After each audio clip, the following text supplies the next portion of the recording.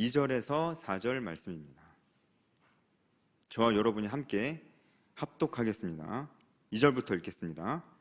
여자가 뱀에게 말하되 동산 나무의 열매를 우리가 먹을 수 있으나 동산 중앙에 있는 나무의 열매는 하나님의 말씀에 너희는 먹지도 말고 만지지도 말라 너희가 죽을까 하노라 하셨느니라. 뱀이 여자에게 이르되 너희가 결코 죽지 아니하리라. 아멘. 여러분 동물 좋아하십니까? 저는 원래 개만 좋아했었어요. 근데 고양이가 그렇게 매력이 있더라고요. 이 시크한 매력이 있어요, 고양이가. 예전에는 아니 뭐 안으려고 그러면 도망가고 그런 거 왜 키우나 했는데 제 아내랑 연애를 하면서 사람이 바뀌었어요. 사람이. 고양이가 그렇게 매력이 있더라고요. 근데 이제 너무 귀여워요. 솔직히 고양이가 좀 더 귀여운 것 같아요. 고양이가 얼굴도 작잖아요. 걔는 크거든요, 얼굴이. 고양이가 이렇게 귀여운데 한 가지 아쉬운 점, 여전히 고양이는 안고 싶으면 자꾸 도망가려고 그래요. 이렇게 다가가면서 도망가는 게 있어요. 걔는 소위 말해서 앵기는 맛이 있잖아요. 근데 고양이는 자꾸 도망다니고 맨날 막 저기 냉장고 막 위에 올라가가지고 저기 장롱이 올라가가지고 냥냥거리면서 막 그러고 막 맨날 내려다봐요. 고양이는 그런 매력이 있지만 도망가는 게 좀 아쉬워요. 여러분 고양이뿐만이 아니고 우리가 보통 동물 좋아합니다. 여러분 이게 본능이에요. 이게 어디서 온 본능일까요? 하나님께서 처음부터 우리를 이렇게 만드셨어요. 동물을 좋아하게끔. 사실은 좋아하는 것도 좋아하는 건데 하나님이 우리로 하여금 만물을 다스릴 권세를 주셨습니다. 우리는 기본적으로 만물을 다스리길 원해요. 이거 막 군림하고 막 자연을 파괴시킨다는 얘기가 절대로 아닙니다. 사랑으로 다스리길 원합니다. 왜냐하면 이것이 하나님께서 인간에게 처음 주신 명령이었기 때문에 그래요. 생육하고 번성하고 다스려라. 이 명령이었습니다. 그래서 우리는 자연 만물에 관심이 있어요. 좋아하기도 합니다. 근데 여러분 사실은 북극의 북극곰이 어떠느니 온난화가 어떠느니 사실 그런 거 몰라도 먹고 사는데 지장 없잖아요. 그런데 우리는 막 여기저기 딱 관심 있어요. 알고 싶어요. 세상 만물이 일어나는 모든 일을 알고 싶어요. 이게 본능입니다. 하나님께서 처음부터 우리에게 세상 만물을 다스릴 명령을 주셨기 때문에 우리는 관심이 있는 거예요. 지금도 우리는 동물을 참 좋아하는데 동물원에 가면은 물론 깨끗한 동물, 너무 더러우면 좀 그렇고 이제 동물들 이제 보는 것도 좋아하고 해서 동물원이 있는데 가서 만질 수도 있고 하면 얼마나 좋겠어요, 그렇죠? 근데 지금은 이제 동물들이 다 인간을 보면 많이 도망가거나 아니면 공격합니다.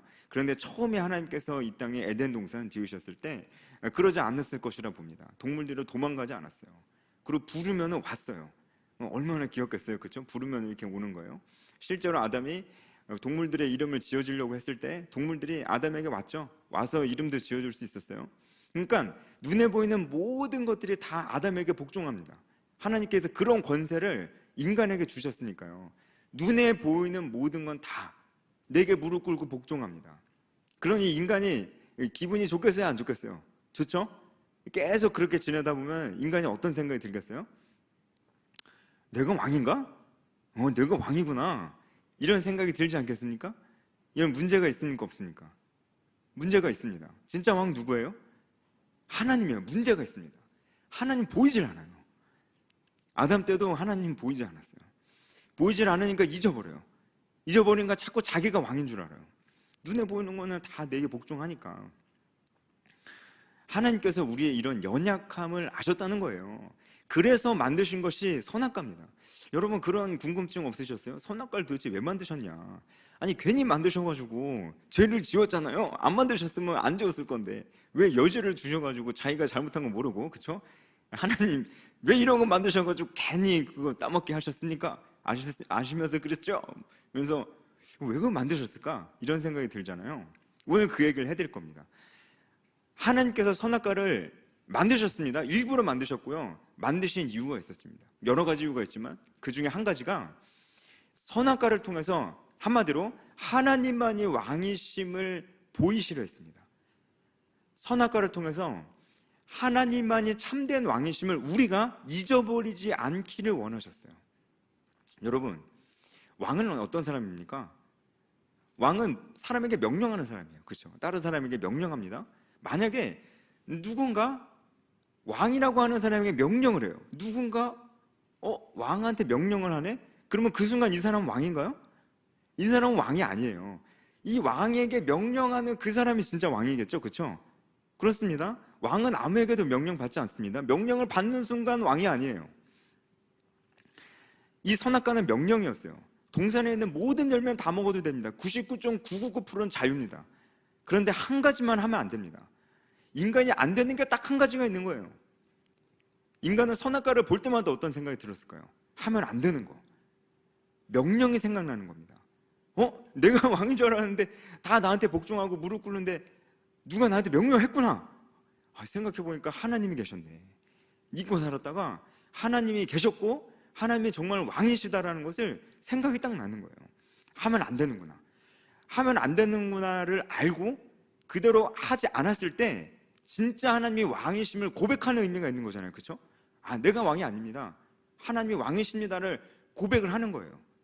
말로만 고백하는 건 소용이 없습니다. 실제로 그렇게 해야 돼요. 인간이 그렇게 했을 때 인간은 자기가 왕이 아니라는 것을 그때서 비로소 이제 계속해서 잊지 않고 깨닫고 하는 거죠. 그럼 이게 중요합니까? 중요하지 않습니까? 너무나 중요한 문제입니다. 인간의 정체성이고요. 하나님과 우리 사이의 관계에 대한 문제입니다. 누가 왕이냐? 왕은 한 명밖에 없습니다. 만약에 왕이 두 명이라면 그 중에서 또 한 명은 왕이 될 수밖에 없어요. 언제나 대표는 한 명이에요. 대표가 여러 명이면 그 중에서 또 대표가 한 명이 되게 돼 있어요. 그렇게 돼 있어요. 왕은 한 명입니다. 인간 아니면 하나님이 왕입니다. 근데 하나님이 왕이시잖아요. 문제는 인간이 그걸 까먹는 게 문제입니다. 여러분 보십시오. 성경에 선악과라는 단어가 있습니까? 성경에 선악과라는 단어 찾으신 분. 선악과라는 단어 없습니다. 우리가 선악과라고 하는 거 우리가 붙인 거예요, 이름을. 뭐라고 나와 있냐면 성경에는 동산 중앙에 있는 나무라고 나와 있습니다. 예, 선악과는 동산 중앙에 있었습니다. 왜 동산 중앙에 선악과가 있었을까요? 여러분 처음 하신 분들 계시죠? 선악과는 동산 중앙에 있었대요. 근데 이게 중요합니다. 동산 중앙에 왜? 하나님이 일부러 선악과를 동산 중앙에 두셨습니다. 하나님께서 왜 선악과를 동산 중앙에 두셨을까요? 사실 제가 앞에 이미 다 말씀드렸어요. 선악과를 왜 동산 중앙에 두셨을까요? 제일 잘 보이기 때문입니다. 동산 중앙에 제일 잘 보이기 때문입니다. 왜 제일 잘 보이는 게 중요합니까? 제일 잘 보여야 안 까먹죠. 그거 계속 보죠. 자기 마음대로 살다가도 잘 보이니까 피해갈 수가 없어요. 그걸 딱 볼 때마다 생각이 나요. 생각하고 싶지 않은데 생각이 나요. 생각이 딱 나면은 어떤 생각입니까? 내가 왕이 아니지. 하나님이 왕이지. 하나님을 사랑하는 마음의 상태면 그걸 볼 때마다 기쁩니다. 감사합니다. 하나님께 찬양합니다. 근데 하나님을 사랑하지 않는 마음 상태에서 동산 중앙을 걷다가 그걸 딱 보면 불편해요. 왜? 자꾸 하지 말라고 그러니까. 사실 그렇진 않아요. 하지 말라는 거 하나밖에 없고요. 99.999%는 다 자유입니다. 그런데 불편해요. 그거 참 심기가 이상하죠? 그래서 사람이 태생적으로 하지 말라는 걸 싫어해요. 자기가 왕이 되고자 하는 그런 죄성이에요. 근데 피해갈 수가 없어요. 왜요? 동산 중앙에 있기 때문에 안 보고 싶어도 계속 보여요. 이게 하나님의 우리를 향한 계획 아니겠습니까? 이게 하나님의 지혜 아니겠습니까? 우리로 하여금 잊지 않게 하시려고 거기 두신 겁니다. 그런데 여러분 결론은 다 아시죠? 결론은 좋게 끝났습니까? 안 좋게 끝났습니까? 결론은 안 좋게 끝났습니다. 결국은 인간이 이 선악과를 따먹었습니다. 여러분 선악과를 따먹는 그 장면을 한번 자세히 들여다봅시다. 우리가 오늘 읽은 이 본문 말씀이 선악과를 따먹기 직전에 아주 긴장감이 흐르고 있는 대화예요. 여러분 이 장면을 한번 생각해 봅시다. 동산 중앙에 나무가 있어요. 어디서든지 보이는 나무입니다. 그거 딱 보면요, 저 열매는 먹으면 안 된다는 거를 알고 있어야 돼요. 하만은 알았을까요? 몰랐을까요? 알고 있었던 것 같아요. 그러면은 여러분 잘 한번 생각해 보세요.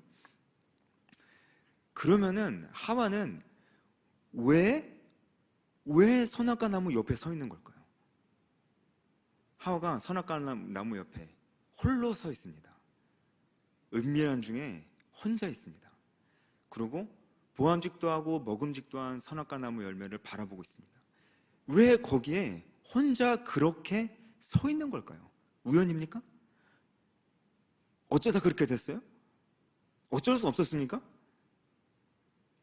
여러분, 하와의 마음의 상태를 한번 생각해 보세요. 여러분, 뱀이 맞습니다. 꼬드겨서 하와가 결국은 선악과를 먹었습니다. 그럼 뱀 탓이에요? 하와 탓이에요?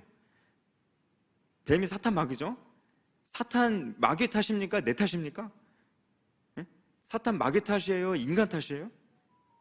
여러분, 인간 탓이에요. 하와 잘못입니다. 뱀 잘못이 아니에요. 하와의 마음은요, 이미 준비가 끝나 있었어요. 뱀이 나오기 전에 하와의 마음은 이미 준비가 끝나 있었어요. 하와의 마음이 어떻게 준비가 끝나 있었느냐?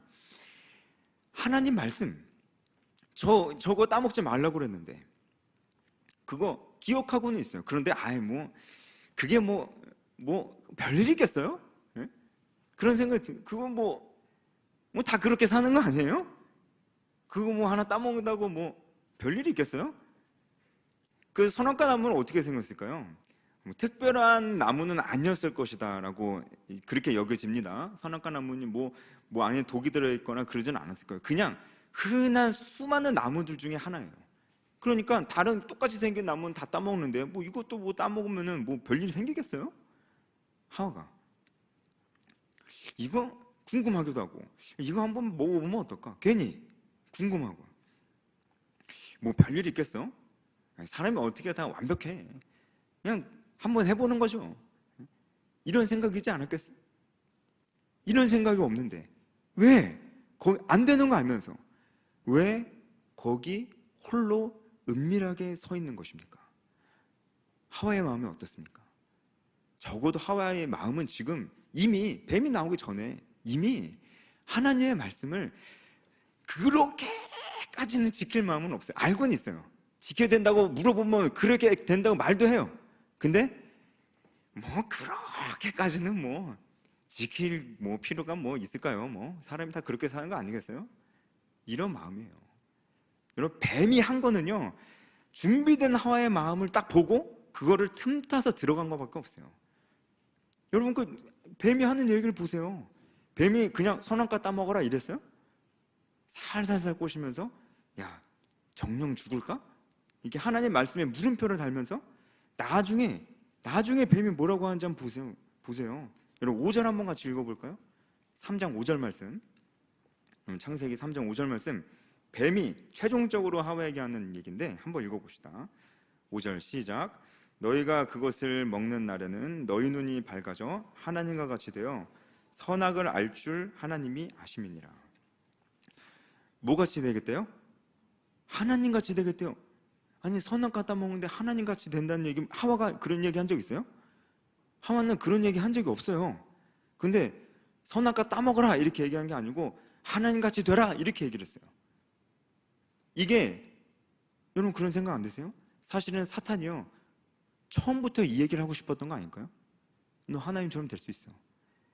사탄이 처음부터 이 얘기를 하고 싶었던 거 아닐까요? 사탄은 왜 처음부터 하와에게 너 하나님처럼 될 수 있어, 왜 이렇게 얘기를 하기를 원했을까요? 하와의 마음이 하나님처럼 되고 싶었어요. 저는 어릴 때 이런 얘기를 많이 들었는데, 여러분, 우리는 싹 다 죄인입니다. 우리가 여러분 다 하나님 되고 싶어요. 여러분, 인간이 신이 되고 싶어요. 안 그렇습니까? 제가 그 얘기를 들을 때 아멘은 했는데 사실 잘 모르겠는 거예요. 나는 솔직히 신이 되고 싶다는 생각은 안 해봤는데 나는 하나님이 되고 싶다는 생각은 저는 안 해봤거든요.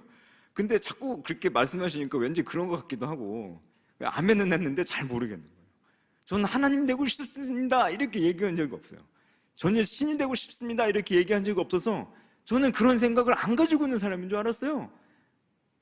여러분, 그런데 결국은 우리가 하나님 되고자 하는 거예요. 어떨 때요? 하나님 말씀을 어길 때 우리는 하나님이 되고자 하는 거예요. 그 말이 그 말입니다. 여러분, 지금 하나님께서 명령하신 거 딱 하나밖에 없습니다. 이 명령을 어기면, 만약에 이 명령을 어기면 인간이 왕입니까? 하나님이 왕입니까? 예? 인간이 왕입니까? 하나님이 왕입니까? 인간이 하나님이 되고 싶다고 하는 게 바로 이 말입니다. 아무도요, 내가 하나님 되고 싶어요 이렇게 얘기하는 사람이 없어요. 그렇게 얘기하는 사람은 없습니다. 다만 하나님의 명령을 어기는 거예요. 그게 하나님이 되고 싶어 한다는 것을 몰라요. 그게 하나님이 되고 싶은 거예요. 이 땅에 이 온 우주 만물에 하나님 아래 인간밖에 없습니다. 인간 아래 온 만물이 있습니다. 여러분, 인간이 하나님 명령을 어기는 순간 인간이 하나님이 되고 싶은 거예요. 사탄은 그걸 알았고요. 하와의 마음이 이미 그 마음을 가지고 있다는 걸 알았고요. 그래서 그 얘기를 한 거예요. 너 하나님처럼 되고 싶지? 솔직히 말해봐. 그렇잖아. 그럼 먹어. 얘기한 거예요. 그러고 먹은 겁니다. 여러분, 지금 여러분은 인류 최초의 범죄 현장을 보고 있습니다. 여러분, 이 인류 최초의 범죄 현장은 우리가 주의 깊게 볼 필요가 있는데, 왜냐하면 인류 최초의 죄는 우리가 지금도 짓고 있는 죄의 특징을 잘 보여주고 있어요. 그래서 지금은 우리가 죄라는 것의 특징을 볼 겁니다. 이 선악과 사건을 보면서 지금도 우리는 계속 이 사건을 반복하고 있습니다. 우리 마음속에서요, 우리 생활 속에서요, 이 사건을 계속 반복하고 있습니다. 인류 최초의 죄의 특징을 두 가지만 말씀드려볼게요. 그리고 이 두 가지를 잘 들으시면서 오늘 여러분들이 하실 일들은 여러분의 마음의 중심을 살펴보시는 겁니다. 그리고 여러분의 생활을 살펴보시되 여러분의 은밀한 생활들을 살펴보십시오. 아무도 모를 거라 생각하는 여러분의 은밀한 죄악들을 오늘 살펴보는 시간이 될 것입니다. 여러분, 저는 정말 그렇게 확신합니다. 여러분, 우리의 삶이 바뀌어야 됩니다. 우리의 삶이 바뀌어야 돼요. 예배를 계속 드리는데 삶이 바뀌지 않는 건 은혜가 없는 겁니다. 삶이 바뀌어야 됩니다, 여러분.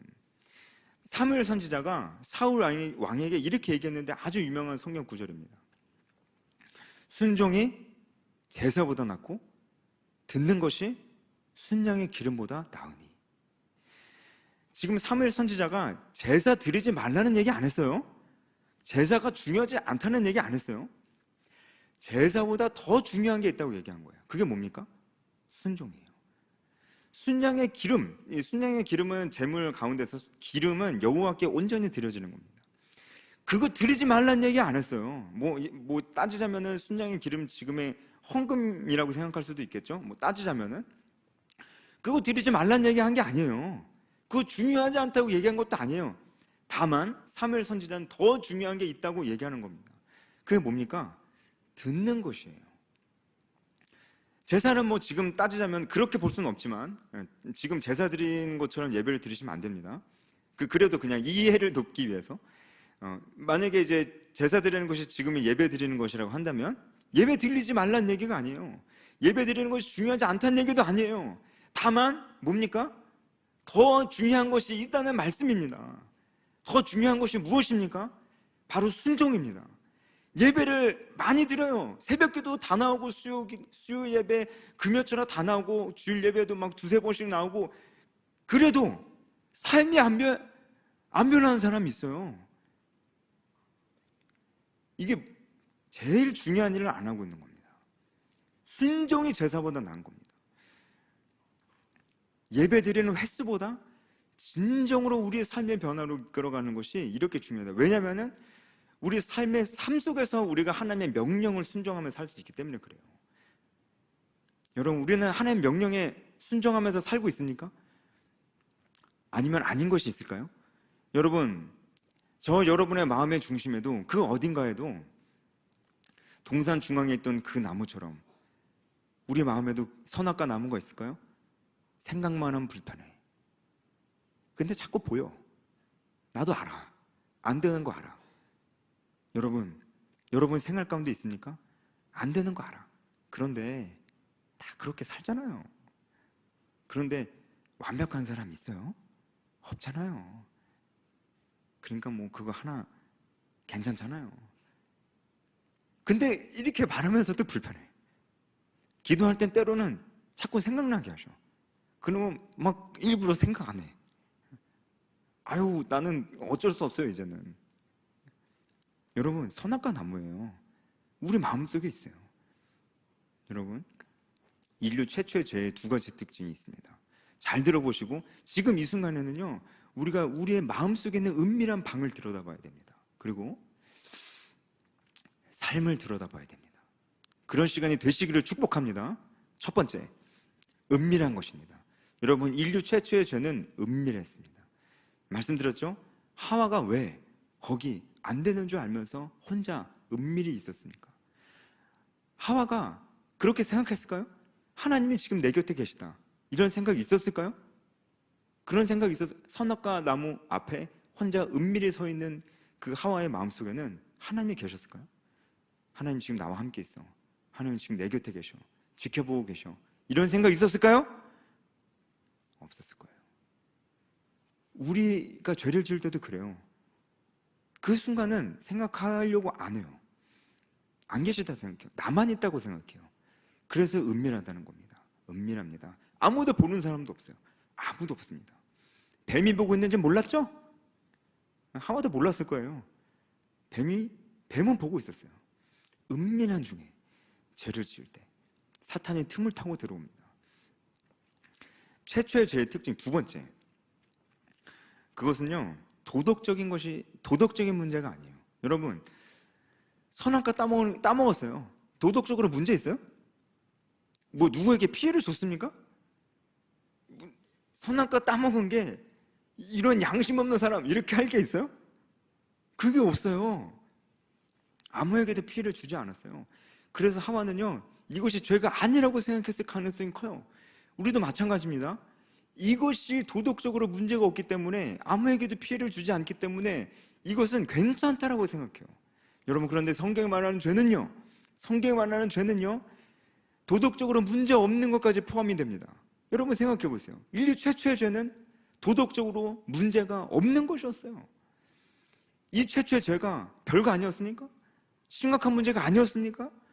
이것 때문에 모든 비극적인 일들이 이 세상에 다 들어왔습니다. 죽음이 들어왔고, 질병이 들어왔고, 사고가 들어왔습니다. 하나님 보시기에 다 좋았는데 좋지 않은 것들이 이때 다 들어왔어요. 이게 심각한 문제가 아닙니까? 우리 안에 그런 거 없습니까? 지금도 우리가 따먹고 있는 선악과 열매가 있지 않느냐는 겁니다. 그것은 비도덕적인 것, 그건 당연히 포함되고요, 도덕적으로 문제 없어 보이는 것도 다 포함됩니다. 여러분의 선악과 나무를 들여다보십시오. 오늘 이 시간에는 제가 정말 중요한 얘기를, 특히 우리 청년들에게 말씀을 드리려고 합니다. 우리 구체적인 삶 속으로 들어가야 됩니다. 우리 가운데 은밀하고 도덕적으로 문제가 없다고 생각하기 때문에 계속적으로 짓고 있는 죄가 있습니까? 한 가지 있습니다. 성적인 죄입니다. 성적인 죄가 있습니다. 성적인 죄는 보통 자기 몸으로 합니다. 몸으로 하기 때문에 내 몸인데 무슨 문제가 있습니까? 아무한테도 피해를 주지 않는데. 그리고 성적인 죄는 보통 은밀합니다. 아무도 보고 있지 않을 거라 생각합니다. 그게 성적인 죄예요. 혹은 성적인 죄는 두 명이서 같이 합니다. 두 명만 있어요. 서로 합의했으니까 괜찮지 않느냐? 아무에게도 피해를 주지 않잖아요. 그게 뭐가 어때서요? 이래도 되는 거 아닙니까? 왜? 다 그렇게 살잖아요. 다 그렇게 살잖아요. 나는 내가 그렇게 특별한 사람을 생각 안 합니다. 그래서 나도 그냥 이렇게 살렵니다. 여러분, 성적인 죄만큼 우리에게 은밀한 죄가 또 없는 것 같아요. 여러분, 이런 죄들이 어떤 것들이 있을까요? 정말 많습니다. 여러분, 뭐 포르노 중독, 뭐 사창가를 가는 것들, 외도하는 것들, 동성애 등등 정말 많은데, 오늘은 한 가지만 집중적으로 여러분과 함께 이야기를 나누기를 원합니다. 제 이야기를 정말로 해야 되겠다 고민 많이 하고 기도 많이 하고 이 자리에 섰습니다. 제가 얼마 전에, 몇 달 됐지만 음주에 대한 얘기를 한 거 아십니까? 저를 정말 싫어하는 눈빛들을 제가 많이 느꼈습니다. 그때. 그건 순한 맛이었어요. 오늘 매운맛 갑니다. 음주하고는 비교도 안 됩니다. 여러분, 이 문제는요 정말 심각한 문제입니다. 사람이 잘못할 수도 있는데요, 어떤 잘못은요 한 번만 잘못해도 인생이 아예 끝나버립니다. 여러분, 그런 잘못이 있어요. 단 한 번만 실수해도 인생이 끝나버리는 실수가 있다고요. 그런 잘못이 있다고요. 그게 심각한 문제가 아닙니까? 여러분, 그건 다 성적인 거예요.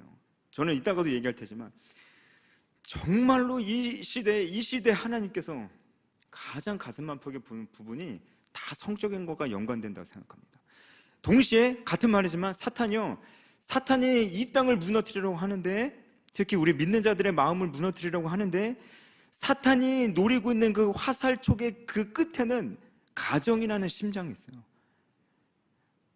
사탄의 화살촉 끝에는 결국 가정입니다. 가정을 파괴하려는 거예요. 그게 사탄의 최종적인 저는 전략이라고 봅니다. 전략. 그리고 결국은 하나님과 우리 사이를 이건시키는 거겠죠. 그러기 위해서는 결국은 가정을 깨트려야 됩니다. 결국은요. 가정을 깨트리는 가장 좋은 방법이 뭔지 아십니까? 성입니다. 성. 혼전순결 얘기할 겁니다. 벌써 아니다 싶죠? 그죠? 벌써 난 끝났다 싶어요? 여러분, 혼전순결 얘기할 겁니다. 여러분, 스몰 웨딩 들어보셨어요? 요즘 스몰 웨딩 많이 합니다. 뭐 연예인들도 하고 그러니까 많이들 하고요. 요즘 젊은이들이 고민이 많습니다. 이 결혼식이 도대체 뭐냐? 허례허식 아니냐? 뭐 막 다 틀렸다는 건 아닙니다. 근데 잘 들어보세요. 결혼식이 뭐냐? 이런 질문들은 지금 우리가 많이 하게 됩니다. 스스로요. 또 왜냐하면 요즘 우리에게 현실적인 고민들이 있어요. 아주 신실한 우리 크리스찬 청년들 가운데서도 현실적인 고민이 뭐냐면 바로 주택 청약이에요. 혼인 신고를 해야 그 청약 맞죠? 그죠? 할 수 있죠? 그 서류 넣고 할 수 있어요. 결혼식 아직 남았는데 혼인 신고 먼저 해야 돼요. 그러다 보니까 뭐 그게 잘못됐다 잘했다 지금 이 말씀 드리는 게 아니에요. 한번 잘 생각해 보세요. 그러다 보니까 결혼식이라는 것에 대한 의미가 되게 축소되기 시작했어요. 스몰 웨딩 또 이런 뭐 주택 청약 뭐 이런 문제도 그렇고 결혼식이 뭐냐? 결혼식 하객들 다 왜 옵니까? 밥 먹으러 와요? 다 뒤에서 떠들고 있고. 그러니까 결혼식이 도대체 뭐냐? 그냥 이런 생각이 이제 드는 겁니다. 이런 문제들이 아주 복합적으로 우리에게 오면서요. 최종적으로는 어떻게 됐냐면 결혼에 대한 의미가 축소되기 시작했어요. 그러면서 혼 전과 혼 후의 경계가 모호해지기 시작했습니다. 다시 얘기할게요. 혼 전과 혼 후의 경계가 모호해지기 시작했어요. 결혼식이란 게 딱 있으면 혼 전과 혼 후가 모호해질 일이 있습니까? 근데 결혼식이 축소되면서 혼 전과 혼 후가 모호해지게 되면 어떻게 되겠어요? 어떻게 되겠어요? 예? 여러분, 크리스찬 청년들, 여러분 이 문제에서 지금 이 자리에 앉아 계신 분들, 온라인으로 예배 드리시는 분들 오늘 잘 오셨습니다. 이 문제에 대해서 여러분 자유로우신 분이 있습니까? 여러분 이 문제에 대해서 자유로우신 분 있어요? 저는 없다고 생각합니다. 크리스찬 청년들한테 물어봤어요. 청년들, 크리스찬 청년이에요? 안 믿는 청년 아니에요? 혼전 순결 지켜야 됩니까? 물어봤어요. 그랬더니 뭐라 그랬을까요? 지켜야 된다가 많았을까요? 안 지켜도 된다가 많았을까요? 안 지켜도 된다가 많았습니다. 뭐 대충 알고는 있었어요, 저도. 근데 통계로 나오니까 저를 2번 죽인 것 같은 느낌. 여러분, 그래도 절반이나 지켜야 된다고 얘기하지 않냐? 긍정적으로 봅시다. 아니요, 그렇게 보이지 않아요. 왜냐면요, 지켜야 된다고 해도 안 지켜요. 안 그렇습니까? 안 지켜도 된다고 하면 정말 절대로 안 지키고요. 지켜야 된다 그래도 안 지켜요. 그게 혼전순결입니다. 그런데 절반 이상이 안 지켜도 된다고 하니 이게 지금 어느 곳으로 가고 있는지 아시겠습니까? 여러분, 혼전순결 지키지 않아도 되는 겁니까? 지키지 않아도 된다는 얘기는 누가 한 거예요? 혼전순결 지켜야 된다는 얘기는 성경이 했는데 안 지켜도 된다는 얘기는 누가 한 거예요? 아니면요, 혹은 어쩔 수 없었습니까? 아니면요, 이렇게 얘기하는데 결혼할 사이여서 괜찮다. 아니 어차피 결혼하려고 그랬어요. 저한테 오더니 야, 너 어떻게 그럴 수 있냐? 내 너무나 속상하다. 아니 결혼할 거예요. 제가 이상한 사람이 됐어요. 결혼할 거라니까요? 그러면 괜찮습니까? 여러분? 한번 생각해 보세요.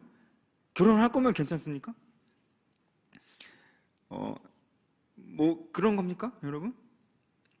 혼전순결 너무 보수적인 겁니까? 너무 꼰대예요? 꼰대? 너무 꼰대입니까? 꼴통 보수예요? 여러분, 분명하게 이 자리에서 제가 말씀을 드립니다. 분명히 말씀드려요.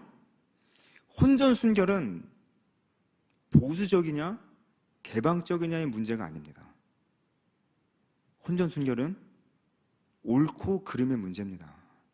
이거를 정확하게 구분하셔야 돼요. 혼전순결은 옳고 그름의 문제입니다. 이거는 보수적이냐 개방적이냐의 문제가 아니에요. 여러분 혼전순결 나 지켜야 돼 이렇게 얘기하면 여러분 친구들이 그렇게 쳐다보죠. 넌 조선시대냐? 남녀 칠세 부동석이야?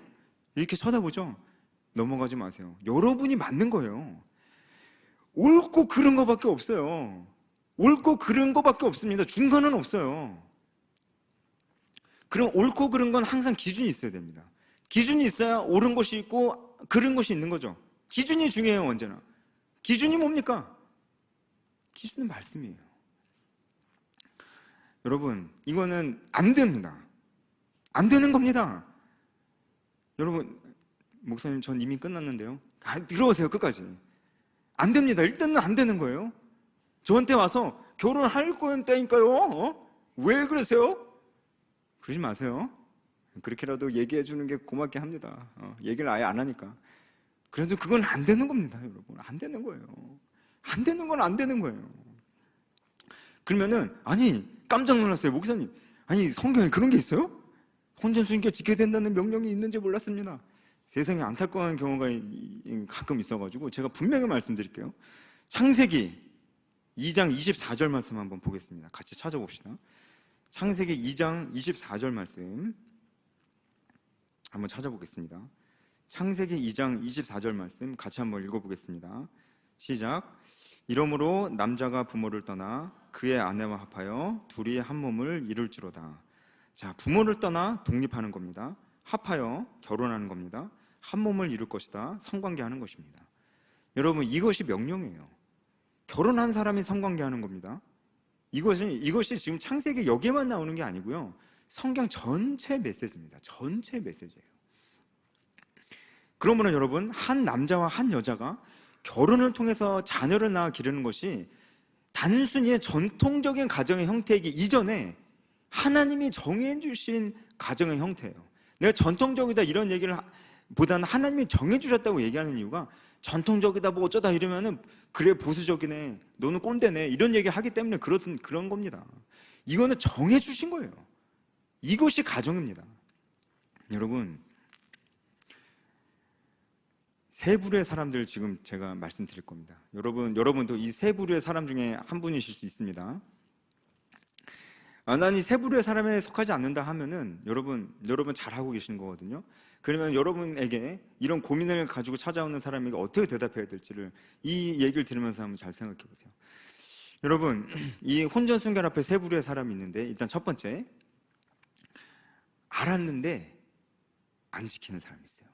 알았는데 안 지키는 사람. 두 번째 이미 결혼한 사람 중에서 자기도 못 지켜서 자녀들한테도 분명하게 가르치지 않는 사람이 있어요.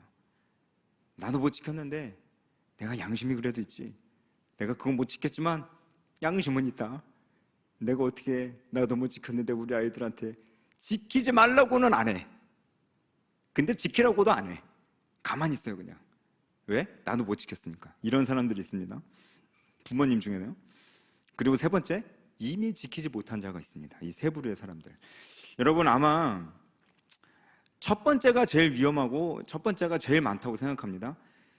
지켜야 한다고 생각은 해요. 혼전순결 지켜야 됩니까? 그럼 예라고 얘기는 해요. 그런데 그렇게 중요하다는 생각 안 해요. 꼭은 아닐 수도 있죠 뭐 이렇게 생각해요. 예. 하와의 마음과 비슷하죠? 아는데 사람이 뭐 다들 그러는데요 뭐 그런 겁니다. 다들 그러는데요 뭐 이런 말도 안 해요. 그냥 그렇게 여겨요. 그게 제일 무서운 거예요. 말이라도 그렇게 하면 자기가 잘못한 걸 알 거야. 근데 그런 말도 안 해요. 제가 군대에 있을 때 제 선임이 이런 질문을 했어요. 제가 이제 천연기념물이라는 거 아니까 그때도 그랬어요. 그때도 이 관계 한 번도 안 해봤으면 천연기념물 어쩌고 그랬어요. 슬픈 일이죠. 제가 그 총각이란 걸 아니까 야, 너 왜 안 하냐? 그냥 키스 같은 거야, 키스 같은 거. 그렇게 얘기를 하는 거예요. 응? 여기서 딱 제이롭게 한마디 딱 쏴주면 되는데 여기까지만 나왔어요. 더 이상 말을 못했습니다. 제가 지금도 후회하고 있는데. 여러분 그렇습니까? 성관계도 사랑하는 사람끼리 하는 거잖아요. 키스도 사랑하는 사람끼리 하는 거니까 스킨십의 연장선입니까? 뭐 사랑하는 사람이니까 괜찮은 겁니까? 여러분, 믿지 않는 사람들한테도 해줄 수 있는 얘기가 있어요. 여러분, 키스랑 성관계랑 똑같아요. 키스한다고 애 생기지 않아요. 성관계는 생명의 문제입니다. 이게 어떻게 똑같아요? 성관계는 생명이 잉태하는 문제입니다. 여러분, 이제 데이트하는 청년들한테도 제가 좀 하는 얘기인데, 어디까지인가요? 스킨십, 이런 얘기. 여러분, 뭐 간단하게 뭐 여러 가지로 얘기할 수 있지만 이렇게 얘기할 수도 있습니다. 여러분, 스킨십은요, 책임질 만큼만 해라. 저는 이렇게 얘기합니다. 데이트하는 사람에게 손도 잡지 마라, 이렇게는 안 해요. 저도 잡았어요. 스킨십은 책임질 만큼만 해라, 이렇게 얘기합니다. 근데 대부분 그렇게 물어보는 청년들 물어보면, 야, 그래서 너는 네 여자친구랑 결혼할 거야? 물어보면은 깜짝 놀라요. 무슨 그런 질문을 하냐고 저를 봐요. 당연히 안 하죠. 결혼 당연히 안 한대요. 여러분, 결혼 안 한다는 얘기가 뭐예요? 책임지지 않겠다는 거예요. 제 말이 틀려요? 결혼할 사람이 아니라는 건요, 내가 책임질 마음이 애초부터 없다는 거예요. 결혼이 책임지는 거거든요. 책임지지 않을 행동하지 마세요. 스킨십은 반드시 책임져야 될 행동입니다. 자신의 말과 행동에 책임을 지세요. 그 사람이 성숙한 사람입니다. 반대도 있어요. 자기의 말과 행동에 책임을 안 져요. 이런 사람은 뭐라고 하는지 아십니까? 지밖에 모르는 사람. 그렇게 연애하는 친구들이 있다니까. 지밖에 몰라요. 자기가 좋아하니까 스킨십도 막 나가고요. 자기가 좋아하니까 자기 감정을 막 던져버려요. 막 술 먹고 전화해서 나 너 좋아해 팍 끊어버리니까 멋있어 보이죠? 자기 감정을 뭐 던져버려요. 책임을 질 생각을 안 해요. 책임질 말과 행동만 하십시오. 여러분, 이렇게 생각해도 성관계는 결혼을 떠나서 생각할 수가 없는 거예요. 상식적으로 생각해도요. 여러분, 어쩔 수 없었습니까? 정말 어쩔 수 없었어요? 저를 한번 보세요. 여러분이 그랬다는 건 아니고. 정말 어쩔 수 없었어요? 진짜 얘기해 보세요. 진짜 몰랐어요? 그렇게 될지 몰랐어요? 진짜 몰랐어요? 하와는 몰랐을까요? 그 자리에 거기 혼자 은밀하게 서 있을 때 따먹게 될지 몰랐을까요? 남자친구와 여자친구와 모텔에 가면 무슨 일이 생길지 몰랐어요? 어쩌다 보니까 가게 됐어요? 둘이 남녀가 같이 어두운 데 가면 무슨 일이 생길지 몰랐어요? 진짜 몰랐어요? 솔직히 말해보세요. 진짜 몰랐을까요? 어쩔 수 없었다는 건 말이 안 됩니다. 정말로 그렇게 얘기하면 안 됩니다. 자기의 행동을 왜 회피하려고 합니까? 내 감정을 내가 어쩔 수 없으면 어떻게 살려고요? 내 행동을 내가 어쩔 수 없으면 어떻게 사시려고요? 미워하는 사람 나타나면 다 죽일 거예요? 그거 어쩔 수 없었으니까, 미워하니까 어쩔 수 없었죠 뭐. 제가 극단적인 예를 들었지만 그렇게 사실 겁니까? 근데 유독 성적인 문제에만 다 그렇게 얘기를 해요. 어쩔 수 없었다, 도둑질해놓고 어쩔 수 없었다, 이런 말도 안 되는 이런 그러는데, 오직 성적인 문제만 어쩔 수 없었다, 나도 어쩔 수 없었다, 이런 얘기를 해요. 어쩔 수 없는 건 없습니다. 어쩔 수 없는 건 없습니다. 사실은 알았어요. 사실은 알았던 거예요. 뭐예요? 안 지켜도 된다고 생각해요. 솔직히 그렇습니다. 네. 안 지켜도 돼. 그렇게까지는 제가 그러잖아요. 그래서 그렇게까지는 지킬 필요는 없다고 생각해요. 솔직히. 여러분, 특히 이제 이런 사람도 있습니다. 떠날까봐 겁나는 거예요. 상대방, 남자든 여자든 떠날까봐 겁나서 결혼하기 전인데 성관계를 막 그렇게 해요. 떠날까봐 겁이 나요. 이걸 안 하면 떠날까봐 겁나요. 이런 친구들 정말로 많아요. 정말로 많아요. 여러분, 이런 얘기하는 사람들 중에 여자가 더 많습니다. 제가 너무나 가슴이 아프고 눈물이 납니다. 정말. 아닙니다. 가게 두세요. 그냥. 그 사람은요, 당신을 책임질 마음이 없는 사람입니다. 그 사람은요, 당신과의 관계에 전혀 진지하지 않습니다. 그게 사실입니다. 현실을 직면하시고 헤어지세요. 더 상처가 남기 전에. 여러분, 스킨십이 깊어진 다음에 헤어지면요, 상처가 많이 남습니다. 그래서 저는요, 많이 만나봐라, 그래야 남자 한다, 그래야 여자 한다, 그 얘기 안 믿습니다. 어떤 만나면요, 많이 하면 할수록 상처만 남고 성숙에 이르지 않아요. 여러분, 스킨십이 그래요. 성관계는 더 그렇습니다. 떠날까봐 겁이 나세요? 정말 가슴 아픕니다. 예. 그렇게 얘기하는 친구들은요, 가정에서 부모님에게 충분한 사랑을 받지 못했거나 아니면 충분한 사랑을 받았는데 어딘가 자신의 충분한 사랑을 향해서 열심히 헤매는 사람이에요. 안타깝습니다. 하지만 안 되는 건 안 되는 겁니다. 여러분, 이 시간은 제가 조금 길어질 것 같은데 이 얘기도 꼭 드려야 되겠습니다. 여러분, 결혼하신 분들한테 말씀드립니다. 특히 자녀가 있으신 분들한테 말씀드립니다. 아까 앞서 제가 말씀드렸죠. 나는 못 지켰어. 그래서 내 아이한테 차마 내가 양심이 있지 지키라고 못하겠어. 안 지키라고 당연히 안 해. 지 혼자 알아서 잘하면 감사. 근데 못하면은 어쩔 수 없지 뭐. 다 내 잘못이야. 맞아요? 이게 자녀를 막게 키우는 겁니까? 제가 앞서 1부 때는 이렇게 말씀드렸어요. 여러분, 이렇게 생각하시는 부모님은요, 제가 이렇게 말씀드릴게요. 자기의 자녀를 자기의 것이라 생각할 가능성이 높습니다. 여러분, 자녀가 자기의 것입니까? 저는 애가 없어서 이렇게 말씀드리는 게 민망하지만, 근데 이건 또 사실이에요. 부모님들이 다 그렇게 말씀하세요. 내 몸에서 나왔지만 내 애가 아닌 것 같아. 왜? 또 지멋대로 사니까, 그쵸? 내 몸에서 나왔지만 내 애가 아닌 것 같아요. 근데 그거 맞는 말이에요. 누구 애입니까 그럼요? 하나님 아이입니다. 하나님의 자녀예요. 하나님이 자녀를 사랑으로 양육하라고 부모에게 권위를 위임하신 겁니다. 부모님들은 하나님께서 주신 위임 권위를 가지고 자녀를 하나님 대신해서 사랑으로 양육하는 겁니다. 이게 맞는 거예요. 그런데 자기가 잘못했다고 자녀 제대로 안 가르칠 겁니까? 이건 하나님께서 주신 권위를 제대로 사용하지 않는 겁니다. 제대로 사용하지 않는 거예요. 여러분, 이것도 권위주의예요. 권위주의 하면은 맨날 들어와가지고 야, 양말 벗겨라, 물 떠라, 이런 사람만 권위주의인 것 같아요? 아니에요. 그 사람도 권위주의는 맞습니다. 다만 방임하는 사람, 책임을 지지 않는 사람, 마땅히 가르쳐야 될 걸 부모로서 가르치지 않는 사람도 자신의 권위를 행하지 않는 사람입니다. 이것 또한 권위를 잘못 사용하고 있는 것이에요.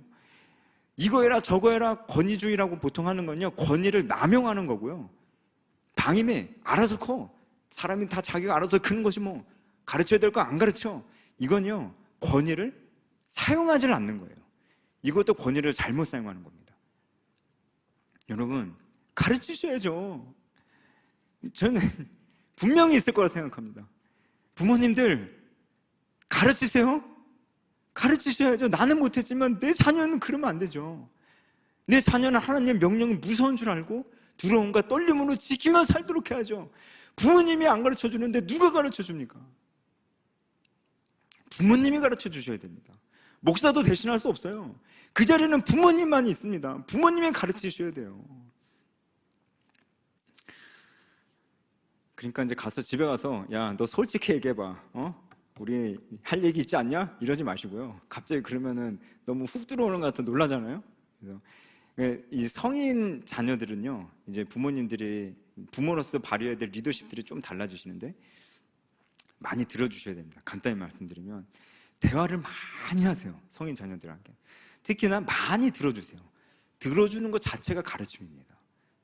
여러분 무슨 말인지 아시죠? 그래서 세 번째, 이미 지키지 못한 분들에게 말씀드리면서 말씀 마무리하겠습니다. 여러분, 이미 지키지 못한 분들, 지금까지 이 얘기 듣는 것 자체가 힘드셨을 거예요. 저 충분히 이해합니다. 듣는 것 자체가 지금 굉장히 괴로우셨을 겁니다. 누구 저 아는 사람 없어요. 근데 저는 모르지만 하나님께서 지금 누군가의 마음속에 말씀하고 계실 겁니다. 지키지 못했지? 너지? 이렇게. 여러분, 하지만 가슴 아프지만 그래도 꼭 말씀드리고 싶습니다. 잘못하신 거예요. 그리고 그거는 정말로 큰 잘못을 한 겁니다. 네, 정말 가슴 아프지만 이게 맞는 말이에요. 하지만 거기서 끝나기를 원치 않습니다. 저는요, 이 죄보다 우리가 저지른 이 죄, 혼전순결을 지키지 못한 것도 하나님 명령을 지키지 않는 거고, 결국은 명령을 지키지 않는 거는 우리가 하나님이 되고자 하는 거예요. 여러분, 이것이 큰 죄지만 제가 굳건히 믿는 것이 하나 있습니다. 무엇인지 아세요? 우리의 죄보다 예수 그리스도의 사랑이 더 크시다는 거예요. 저는 이 사실을 믿습니다. 그래서 지금 이 자리에서 여러분께 자신 있게 말씀을 드리는 거예요. 여러분이 예수 그리스도의 사랑을 만나시길 바랍니다.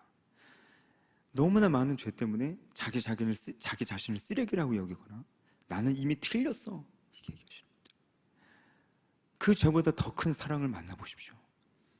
여러분요, 그렇게 되면 여러분은요 가서 더 이상 죄를 범하지 않으실 텐데, 그 이유가요 정죄에 대한 두려움 때문에 죄를 범하지 않는 게 아닙니다. 정죄에 대한 두려움이 이유가 되는 게 아니고요, 나의 죄보다 더 많이 나를 사랑하시는 예수 그리스도의 사랑이 나를 향하여 있다는 것을 알기 때문입니다. 이 사랑에 반응해서 내가 죄를 범하지 않는 거예요. 여러분, 이 시간에 우리 함께 기도했으면 좋겠어요. 반주 좀 부탁드립니다. 여러분, 우리 안에 지금 성적인 것, 특히 혼전순결만 얘기했지만 너무나 많습니다. 하나님 우리에게 주신 명령들이 우리 몸 안에 새겨져 있는 것들이 많아요. 사실 우리도 알고 있어요. 그런데 지키지 않아요. 우리 자신이요 선악과 앞에 있는 하와 같아요. 은밀한 중에 안 되는 줄 알면서 거기 서 있습니다. 여러분 영혼이 지금 거기 앞에 있습니까? 여러분 지금 얘기해 주세요. 나의 영혼아 거기에서 물러나라. 나의 영혼아 물러나라. 하나님의 사랑의 품 가운데로 돌아와라. 나의 영혼아. 여러분 그렇게 얘기해 주세요. 이 시간에 여러분 성적인 죄 말고도 하나님께서 기억나게 해주신 죄들이 있을 겁니다. 여러분 분명히 있을 겁니다. 잠깐 머릿속에 스쳐갔어도 생각나게 해주신 죄들이 있었다면 지금 기억하십시오. 여러분 자꾸 잊어버리려고 애쓰지 마세요. 일단 기억하세요. 하나님이 여러분으로 하여금 그 죄를 기억하게 하시는 이유가 있습니다. 그것은요 여러분을 정죄하려 함이 아니요 여러분으로 하여금 죄를 고백하고 돌이키게끔 하려고 하시는 겁니다. 회개하려 하시는 거예요. 그래서 하나님이 용서해 주시려고 기억나게 하시는 거예요. 자꾸 기억나게 하시는 거예요. 하나님 용서해 주시려고. 포기하지 마세요. 여러분을 자신을 포기하지 마세요. 완벽한 사람이 되라고 한 적 없습니다. 다만 기억해내세요. 잘못된 것들을 기억해내세요. 그리고 회개하세요. 70번씩 7번이라도 주님 용서해 주실 겁니다. 아니요, 이미 용서해 주셨습니다. 주님께 나오세요. 하나님의 신실하심을 의심하지 마세요. 하나님이 여러분을 천하보다 귀하게 사랑하신다는 사실을, 그 사랑을 의심하지 마세요. 하나님께 나오세요. 이 시간에 우리 기도할 겁니다. 하나님, 제가 사실은 부인하고 싶었는데 기억이 났습니다. 하나님 용서해 주십시오. 사실은 저도 자신이 없는데 하나님 용서해 주십시오. 저를 이 죄악의 굴레에서 저를 벗어나게 해주세요. 하나님 제가 연약합니다. 저를 도와주세요. 하나님 저를 용서해 주세요. 이 시간에 우리 함께 주여 한번 부르며 기도함으로 나아가겠습니다. 주여, 주님, 하나님 감사합니다. 하나님 우리 안에 있는 은밀한 죄들 하나님 아무도 모르고 하나님 내 마음에 굳건히 닫혀있던 은밀한 방이 있습니다. 하나님 나만이 들어갈 수 있었던 나만의 방이 있습니다. 하나님 아무도 모르는 죄악된 나의 모습이 거기에 있습니다. 하나님에게도 감추고 싶었던 하나님 내 마음에 작은 방이 있습니다. 하나님 이 마음의 문을 열고 주님께 나아갑니다. 하나님 용서하여 주시옵소서. 하나님 용서하여 주시옵소서. 하나님 나를 용서하여 주시옵소서. 하나님 나를 받아 주시옵소서. 하나님 예수 그리스도의 그 크신 사랑으로 하나님 나를 받아 주시옵소서. 하나님 나를 용서하여 주시옵소서. 오 아버지 하나님 그 사랑의 힘으로 예수 그리스도의 그 사랑으로 하나님 내가 이 죄악의 굴레에서 벗어나고 싶습니다. 하나님, 이 삶에 하나님이 기뻐하시는 삶의 열매를 맺고 싶습니다. 하나님, 믿음이 있기 때문에, 하나님의 자녀이기 때문에 하나님의 자녀답게 살고 싶습니다. 하나님, 인도해 주십시오. 하나님, 저를 붙들어 주십시오. 하나님, 간절히 원합니다. 하나님, 내 기도를 들어주시고 하나님, 저를 주님 곁으로 인도하여 주십시오. 하나님, 인도해 주시기를 간절히 원합니다. 하나님, 도와주시기를 간절히 원합니다. 오 아버지 하나님, 우리를 도와주시고 선한 길로 인도하여 주시옵소서. 아버지, 감사합니다. 누구든지 자기 죄를 자백하면 그는 밉보시고 의로우사 모든 불에서 우리를 깨끗게 하실 것이요. 하나님, 감사합니다. 죄가 기억나게 하시니 감사합니다. 우리 죄를 용서하시려고 이미 용서하셨기 때문에 기억나게 하심을 믿습니다. 하나님, 그 정죄의 두려움이 아니라 그 자유롭고 사랑스러운 예수 그리스도의 품으로 달려가게 하여 주시옵소서. 감사합니다. 예수님 이름으로 기도합니다. 아멘.